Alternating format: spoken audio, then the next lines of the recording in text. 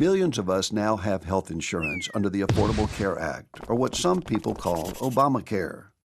But like many things in life, your health insurance can often be confusing and complicated. Whether you've been insured for years or you're new to the game, understanding your policy is important to your health and your wallet. First things first, you have to pay your premium every month or your insurance could get canceled, kind of like your cable subscription. You can also think of it like a shared healthcare piggy bank. We all chip in each month, even if we're healthy, so the money is there when we need it. If you get insurance at work, your employer probably pays most of your premium and the rest comes out of your paycheck automatically. If you have Medicaid, you most likely don't have to pay any premium at all. The federal government and your state take care of that. If you're insured through a new health insurance marketplace, depending on your income, you may be eligible for a tax credit that pays a portion of your premium. Once you have that shiny new insurance card, you'll want to try really hard to keep it in your wallet. To better your odds at staying healthy, be sure to take advantage of the free preventive services that all new insurance plans provide. But of course, stuff happens, and that's when insurance really comes in handy. Now, having insurance helps a lot, but it doesn't mean all your health care is going to be free. There are lots of details about your insurance plan that affect how much you pay when you get sick or injured. If you have Medicaid, a lot of these services could very well be free. Otherwise, you'll likely have to pay something when you go to the doctor or fill a prescription.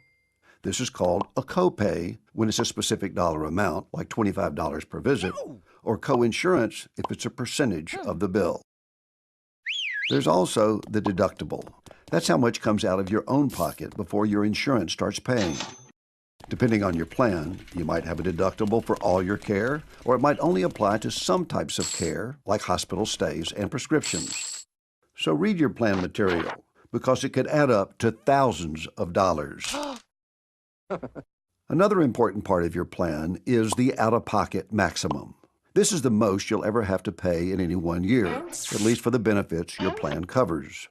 Your insurer will pay 100% of anything beyond the maximum for the rest of the year. It can be just as confusing dealing with prescriptions. Your plan has a list of drugs it will pay for, called a formulary, but the prices vary. Check with your doctor or pharmacist because a generic drug might fix you up the same as a brand name drug, but the price difference could be huge. So, those are the costs typically involved. But remember that they'll be affected by your insurance plan's provider network. This is a list of doctors and hospitals that are connected to your plan. Insurance companies negotiate discounts with these providers. Stay in network and the discounts get passed to you. Go out of network and you could end up paying full price. And remember that out-of-pocket limit? It won't work if you go out of network.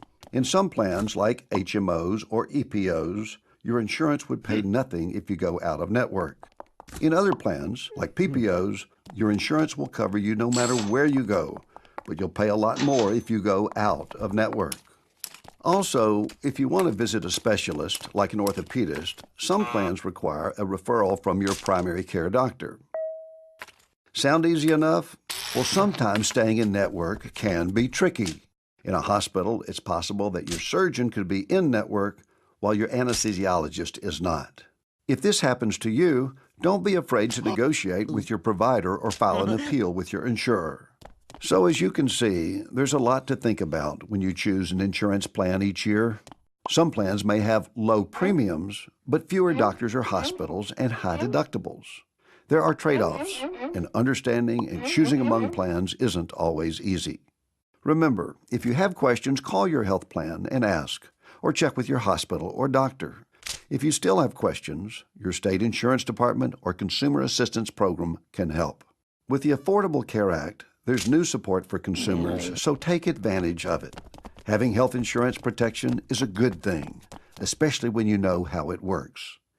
We hope you're now better prepared for the next time you have to pull that insurance card out of your wallet.